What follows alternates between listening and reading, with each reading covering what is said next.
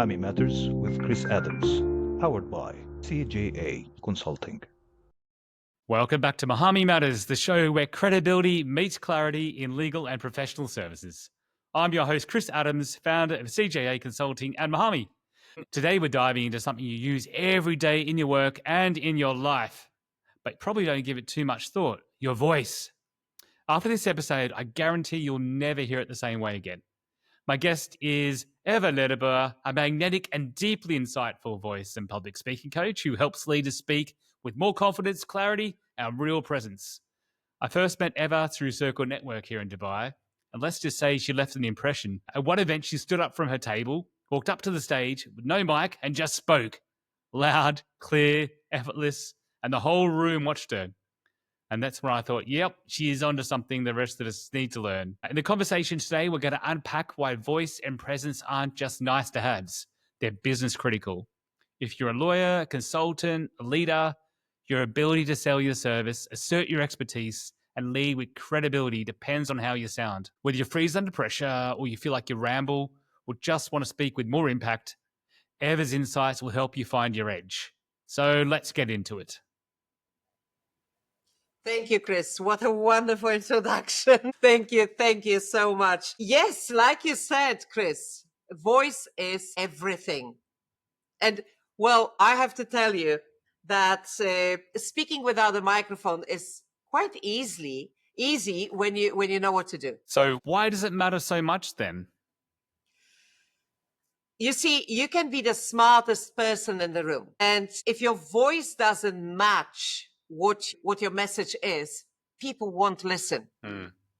And people make an opinion about you in the first 7 seconds. Some people say it's 3, some people say it's 7.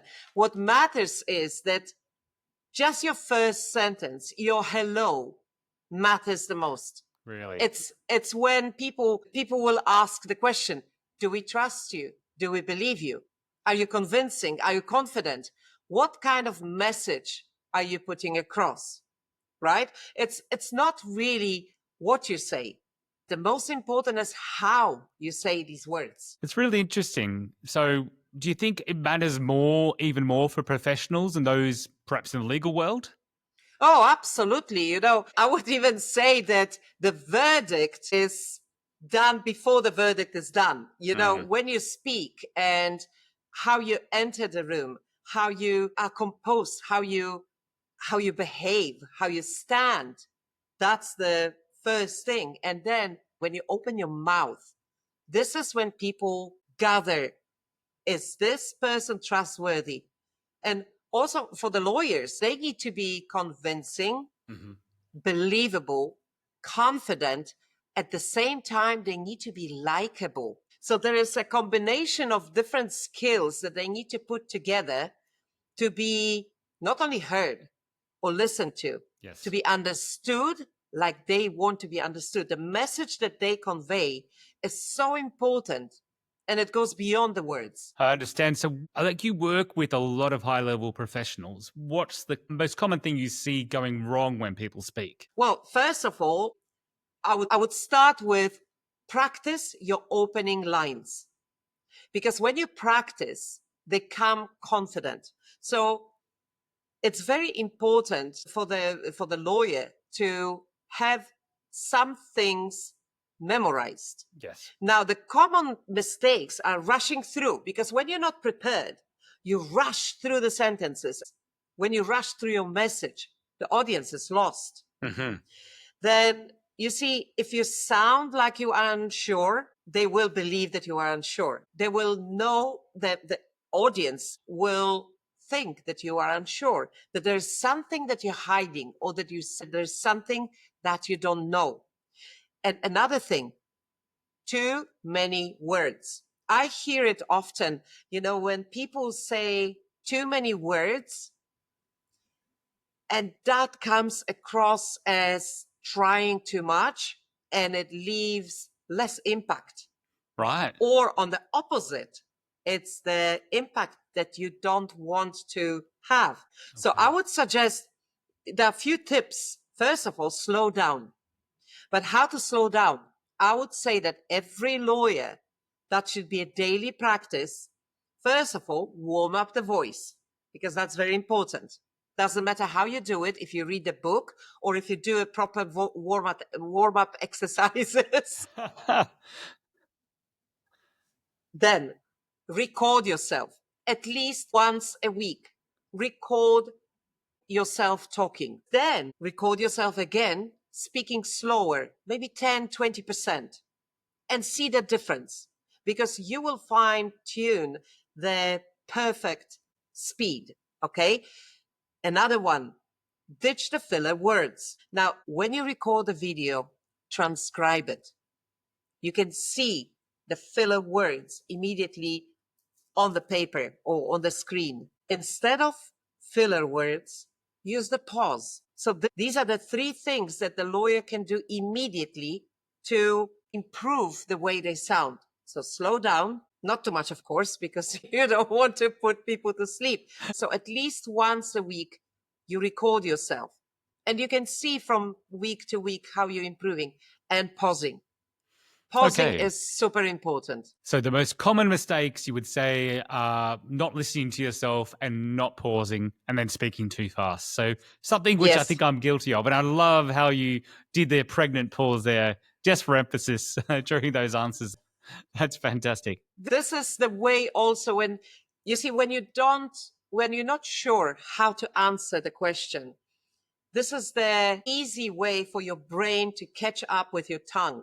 You know, when we speak, especially when it's an impromptu speech or interview, we have this never-ending race between our brain and our tongue. Okay. Now, there is no way in the world that the tongue can catch up, because you know what happens? In your brain, you go, okay, did I say it enough? Do I need to say something else? And your brain goes like this. Mm-hmm. Now, pause gives you time for your tongue to catch up with your brain, and for your brain to say, okay, I don't need to rush so much. So on that note, I know you've told me about the role of breath. Is that part of pause as well? It can be part of pause. So the pause is to catch the breath as well. Breath is a cushion. Breath is what pushes your voice.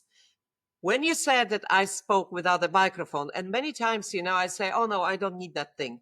I can just speak to the room. It's because I know how to breathe.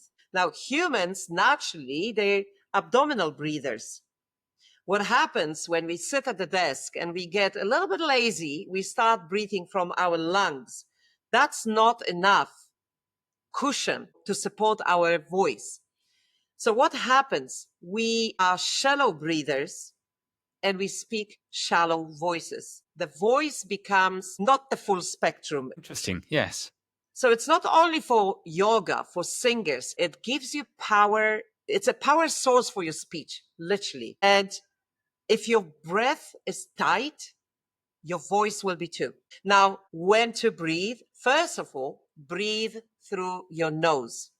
Now, I'm always doing this exercise. You see, like, for example, let's try this.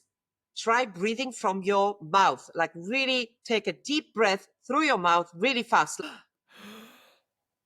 Can you feel how it affects your voice? It's dry. Yeah. Right. More croaky. Now do the same through your nose. It will be slower. Yeah, big difference.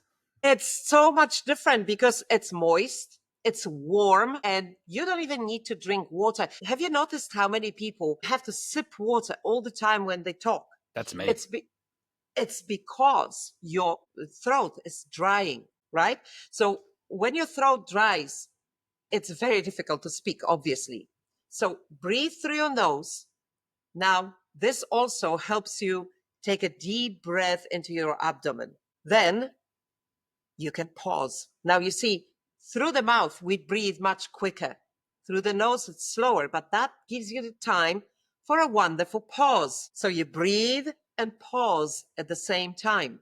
You also give your audience a little bit of time to understand what you just said. And if it's something important, when somebody's life is hanging on few words that you're going to say and how you're going to say them, now that's the power. Amazing. Right? And imagine somebody saying, I don't know, this man is not guilty because I saw it, I saw all the evidence. Now you can say, this man is not guilty because I saw all the evidence. Most or what you see on TV is the exciting part of law. I think a lot of lawyers would say, actually, my job is pretty boring. I deal with contracts all day, and you don't go to court, you don't have these disputes, and a lot of preparation. But it's not as exciting as it sounds. Oh my gosh! But Chris, now you're talking about contracts. Now imagine negotiating with another person. Now, how important it is when you emphasize certain words and make it impactful. This is, most of the mistakes and most of the fights come from miscommunication. Yes. From how people say things. So I recall one piece of advice you gave me in convincing people, and I'm going to try if I can remember this correctly. It was to do with pausing and then just saying, no, this is the way it is. Nothing more. Are you talking about the agreement frame? I think it was the agreement frame, yes. But it was very interesting because it stuck in my mind, and I think it would be useful for our audience to hear that. Agreement frame is very simple. When you are in disagreement or when you want to say no to somebody, the simple way to do it is to agree, say and your statement. So for example, let me say, I want you to sign this contract today. Somebody says, well, I'm not in a position to sign this contract and all the story behind. And you say, I understand that you're not in a position to sign this contract today. And I want this contract to be signed today. The and, yes. I always think it's the but it's not a but, it's an and. Always and it's a super powerful. Now here we are going to language because yes, we say that how you say things is very important. What you say is as important as how you say it. I would say that words, especially words that are harmful, like trying, but, just, I believe, I think, I hope, these all words we could use much less of them. Let's say 95% less of them. Wow. And agreement frame, this is the easiest way also to say no. This is the easiest way to ask for something without offending them, without being rude. Okay. So this is super helpful. And it's always, I believe, I feel, I understand, and what you want to do, what you want to achieve, or what you don't want to do. And that's very simple. Exactly. And it actually brings me on to the next question. So it's to do with confidence, I think, and charisma, because I think confidence and charisma go hand in hand. I'm not sure if you agree or not, but a lot of people say, I'm not naturally charismatic. I'm not naturally confident. How do you respond to that? I hear it all the time. You see, I always heard, oh, you're so charismatic. You've got a charisma. And I thought that was a gift. That's not a gift. I was born to family where speaking was a tool since I was 4. And tool in sense of how you say things. I used to do all the speaking competitions, at the age of 6, poetry, acting, and that was taught to me. That was installed in me. And it's like a habit. The way we speak, the way we behave is a habit. And every habit can be changed. Now, about charisma, it's not only about confidence. I wouldn't put these two together as equal. I would say that charisma is a mixture of how you perceived as a person, how you can connect with another person, and your authority. And the correct mix, if you imagine 4 boxes, I would draw them for you. Not many people are going to see that when they're listening to it. Yes. Exactly. So if you imagine 4 boxes, and in one box, you've got somebody who is very likable, very soft and very soft spoken, but they don't really have any confidence or any authority. This is not a box that you would put in a charismatic mixture, right? Then in the other box, you've got somebody who's got very, very high authority. He's very confident, but not very likable. Now, I would not call that person charismatic. Okay. Charisma is a mixture of likability and your competence. And there is a beautiful book written by Vanessa Van Edwards. She talks about charisma a lot, and she calls it warmth and being competent, right? And competent. I say it's between likability and your competence and your authority. Now, both you can tune. That's why we train the voice and the posture. For example, the very confident posture will be arms down. You can notice during meetings very often, people who are nervous and who are not really sure what they're talking about, they have arms very close to their ears and they sit like this, and you can immediately feel that they're not very confident. Now, confident person will sit very loose, is not a good word. Relaxed, I guess. Relaxed. Looking. Yes, Yeah. relaxed. This is the word I'm looking for. Also, stillness is one of the authority signs. And also the steeple. Going to practice my steeple right now. Yes, I'm practicing steeple right now. It's your two hands put together with your fingers touching and your palms open in a way that people can still see your palms, your inside, but your fingers are touching. And that's one of the gestures that also is a grounding gesture. This is very important because, many people, especially when you don't know the situation or you feel a little bit awkward, that is the way to ground yourself and put your hands together. One of the mistakes that people do is playing with things. And right now I picked up my pen. First of all, it's very annoying. It's not professional and it doesn't show confidence whatsoever. It's not even likable. Very hard to avoid. I find it very hard to avoid a fiddler. I like to have things. I have to push everything away. Yes. Now you see, you don't need to do it. When you have your hands in steeple, first of all, you don't hide them. People see your palms, which shows that you are confident and open to conversation. And you can have the connection. It's also a very good listening sign. So it's one of the most powerful gestures that you can use. And it's a gesture that brings you calm and control.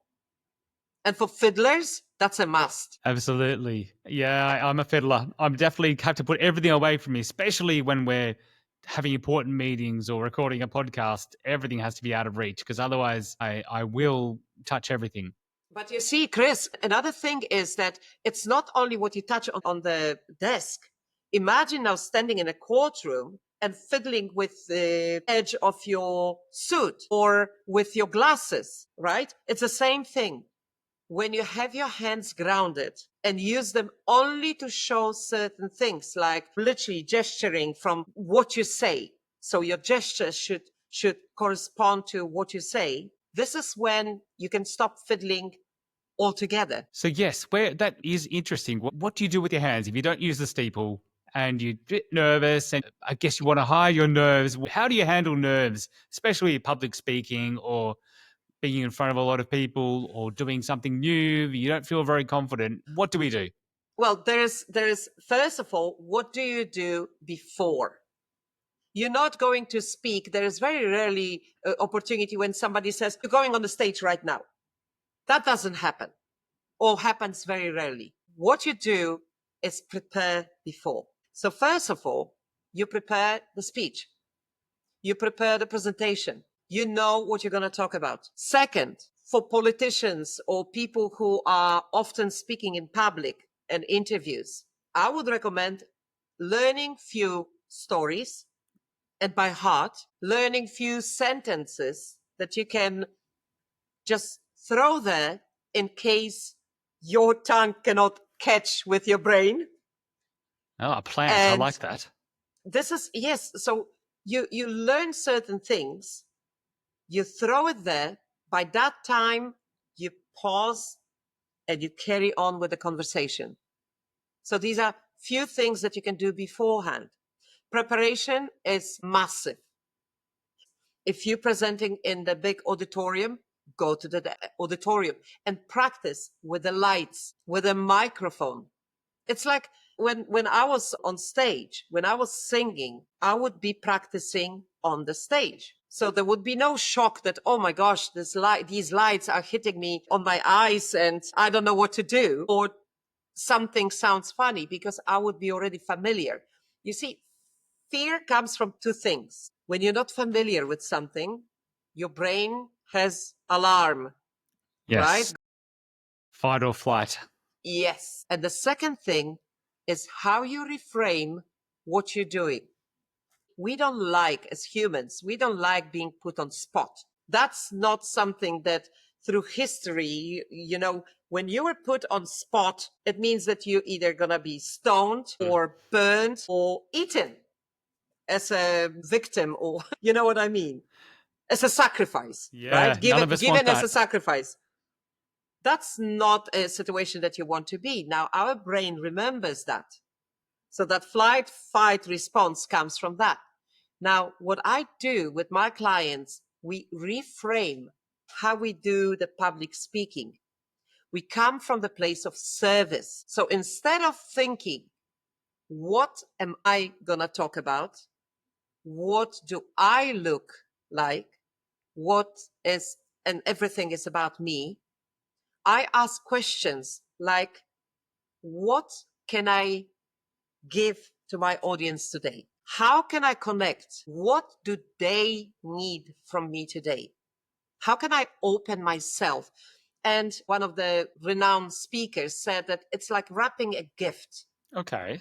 When you're bringing a gift to somebody, a gift basket, nobody will say, oh no, I don't like your gift basket. They will accept it. And you preparing for a speech or presentation, it's like taking care of this gift, wrapping this basket, making it beautiful and presenting it to people. I like that anecdote. That's very nice, actually. And it's literally coming from place of service. It's for them. I'm here for you, not for myself. What I'm going to say, if for example, if the tip that I give you today helps even one person, I'm already happy. Well, certainly those tips are much better than that old anecdote of imagine the audience in their underwear or something like that. Don't even get me started with this, because this is awful. It's, first of all, is it a joke though, or are people serious? No, I went to a public speaking trainer, and he said, first of all, put your hands next to your body, like literally flat, and I can't do it. And it's very awkward to me. And you asked me before what to do with your hands. So let me rewind. First, the position. You put your feet on the ground. We tend to dance, move, walk. No, put them like you would prepare for something awesome. A little bit apart, hip width, stable position. Then find the place of your hands between your belly button and your chest that feels natural for you. That's the important part, natural to you. Folding hands is not an option, but you could hold them in a little bit different position, steeple, or maybe close together. You could put them together without cupping them. The general rule is that when your palms are open and people can see it, they're trusting you more. Mm-hmm.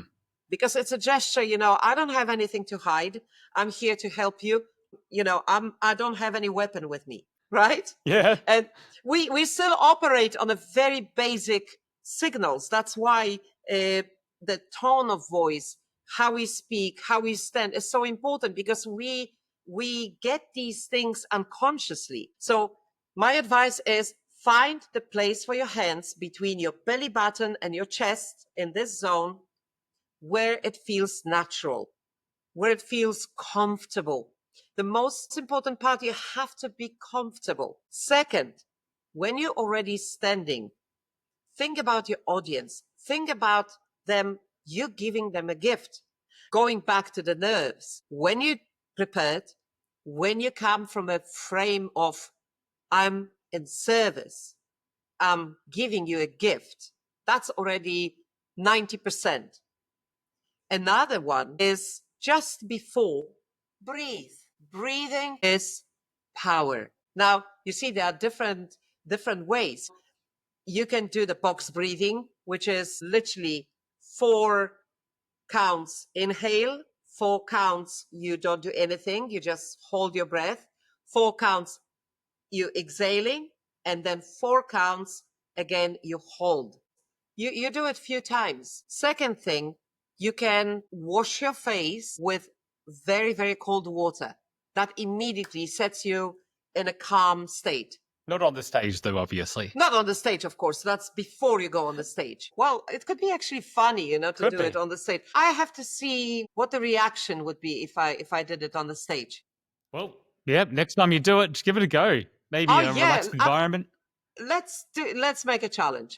And so just before you go on stage, you can even watch funny videos, because that puts you in a good mood.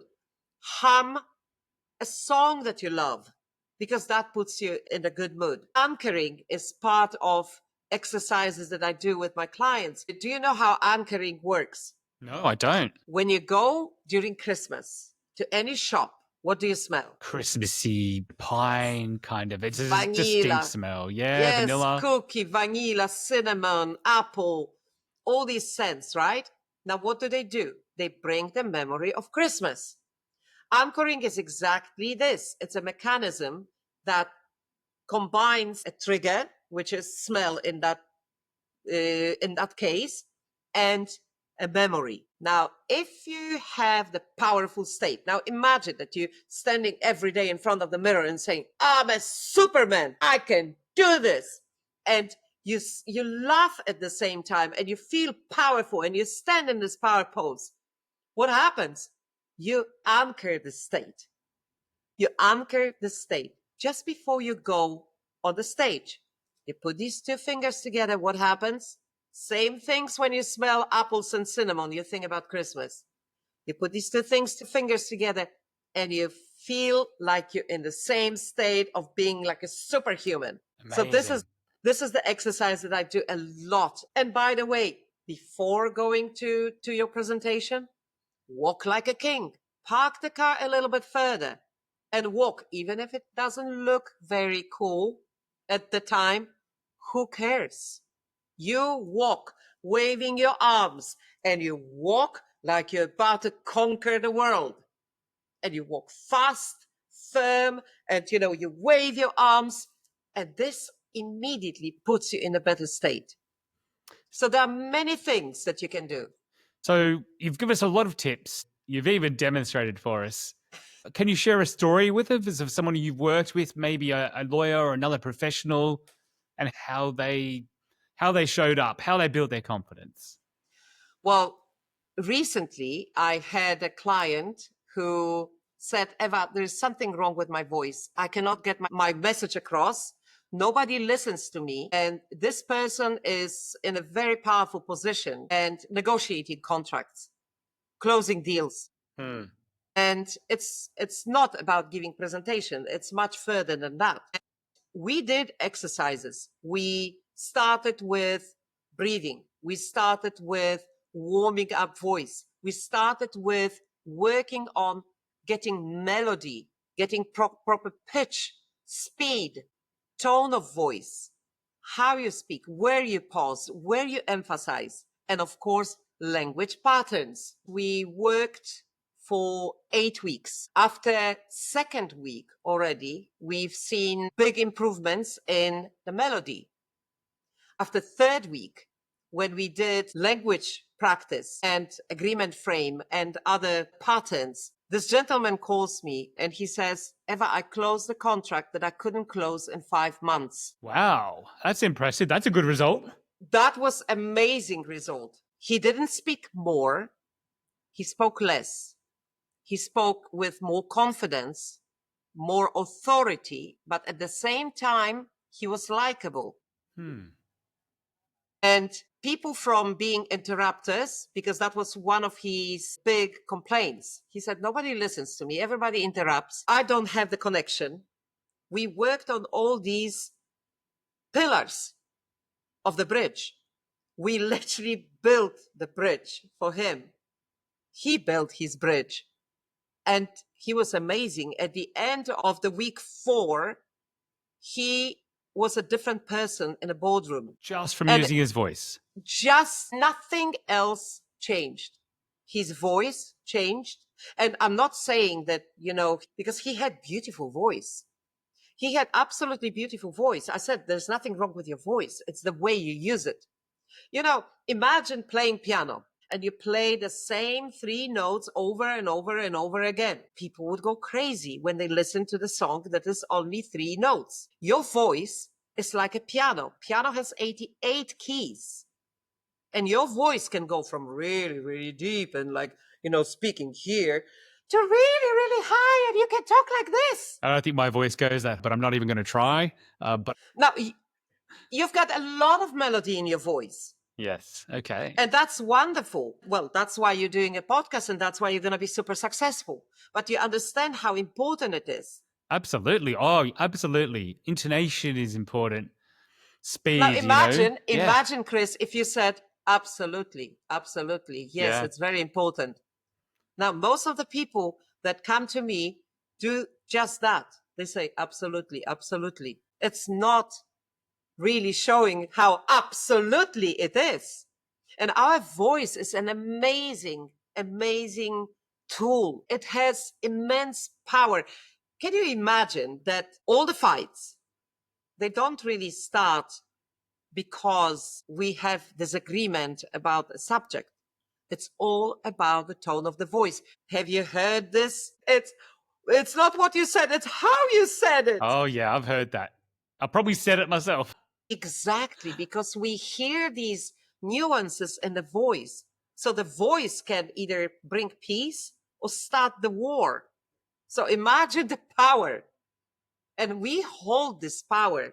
And yet many people just carry on doing their thing every day, calling people, speaking on the phone all day, doing presentations like lawyers, speaking to their clients, speaking in a courtroom. And yet they don't prepare to use the whole spectrum of the voice, to use the whole power of the voice. You've really got me thinking. I'm sure you've got our audience thinking as well. Before we wrap up, we haven't actually heard much about you. So why don't you tell us a bit about yourself, Ewa? And I'm sure there are a lot of our viewers and listeners who want to get in touch with you and learn more about your techniques and perhaps build a bridge. That's what I'm looking for. Build a bridge. Yes, build a bridge. How can people get in touch with you? First, they can visit my website, which is www.speakwithconfidence.me, like Middle East. Speak with confidence with me. With me, yes. Or they can get in touch through WhatsApp. I love WhatsApp on my phone number. Wonderful. Wonderful. That's the best way. They can also send me a message to hello@speakwithconfidence. So if people send you a message on WhatsApp, does it have to be using their voice, or is writing okay? Of course, writing is okay. I would love the voice message. Yeah, I bet. And you will respond equally enthusiastically, I would hope. Yes, absolutely. Well, Ewa, it's been wonderful today. Now, I'm going to ask you 3 very quick questions, and you probably have to answer these with your voice in less than 10 seconds each. So are you ready for a quick fire round? Absolutely. Okay, ready. First one. What's one book that changed how you speak? It was a poem, children poem, because this was the book that I trained to read and to speak. Amazing. And that was a book about a little beetle. Little beetle. All right, we're going to look that one up. What's one voice habit we should all drop? Asking questions when there are no questions. For example, my name is Ewa, and today I'm going to speak about something, and that doesn't sound confident, does it? No. Yeah. So stop asking questions when there are no questions. Okay, finally, what's one piece of advice you wish more people heard? Breathe and pause. Let the breath carry you. So you breathe and listen. and then you talk. That is fantastic, useful information. Thank you so much, Eva. So we all know how we can connect with you now. I'm very grateful for you coming on Muhami Matters today. That's it for today's episode. I hope everyone's walking away with a new appreciation for their power of voice. Big thanks to Eva for joining us today, sharing such grounded and practical insights, a lot of tips. There's a lot. People are going to have to listen to this one a few times, I think, just to get all the tips. So from breath work to presence to impact, those are just a few of the things that I've gathered from today. I think there's something here for every professional who wants to speak with more clarity and confidence. For our audience, if this conversation resonated with you, then go and check out Eva's work. We've also put her profile in the show notes. If you found today's episode valuable, I'd love it if you subscribed, shared it with your colleagues, or even better, drop us a quick review. You can find us on all the good podcasting platforms and even on YouTube if you want to see Eva and I talking on video. So yeah, sharing and liking really helps more professionals like you to find the show. So this has been Muhami Matters. I'm Chris Adams. Until next time, stay informed, stay empowered, and keep using your voice. Thank you for joining us on Muhami Matters. If you found today's episode valuable, subscribe and connect with me to stay updated. Join me again soon as we continue to bring you credible insights, practical strategies, and trusted advice to empower your professional journey. I'm Chris Adams. Until next time, stay informed and stay empowered.